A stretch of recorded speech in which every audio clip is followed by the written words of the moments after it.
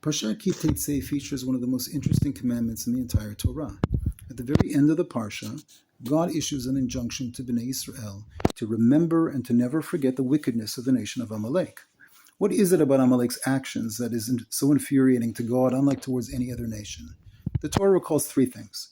First of all, Amalek launches its assault at the rear of the Israelite camp, where the weakest and most vulnerable stood. Secondly, Amalek attacks a nation that is exhausted. Bnei Israel has come off of 200 years of bondage in Egypt. They've been wandering through the desert without much food or water. Lastly, Amalek had no fear of God. However, it's with the very first detail that the Torah gives that we find most confusing. The Torah begins by stating, Zachor et asher asa lecha Amalek b'derech b'tzeitchem miMitzrayim. Remember that which Amalek did to you when you left Egypt. What was the first thing that they did that is so angering to God? Asher korcha b'derech. This term korcha is very unusual. Rashi, bringing the Sifri, states, Lashon mikra. The language of korcha is based on the shorsh kuf reish hey and means a happening, happenstance, or incidental. In fact, Abarbanel states that Amalek was on its way to a separate destination when they literally happened upon Bnei Israel. And taking advantage of the opportunity, they attacked, seeing a weak nation before them. This, of course, brings us a very big question. While Amalek is certainly to be held accountable for the ruthlessness of their attack, attacking from behind, attacking a people that was wary and having no fear of God, how can Amalek possibly be held accountable for that which is beyond their control? Now, in order to resolve this conundrum, we need to first understand the purpose of Bnei Israel, of the Jewish people, and that of the nation of Amalek.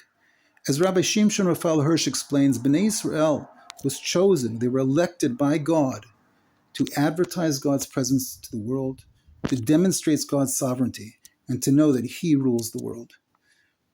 In contrast, Amalek's purpose in the world is to demonstrate that the world is only natural. There is no God, and man is sovereign and can act without a moral conscience. It is through Amalek's attack on Bnei Israel that message comes through loud and clear. As Nechama Leibowitz explains, Amalek's actions state the following.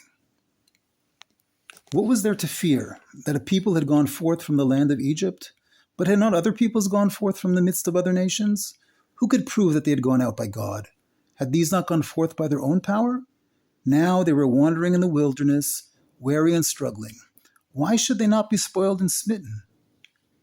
This was the way of the world.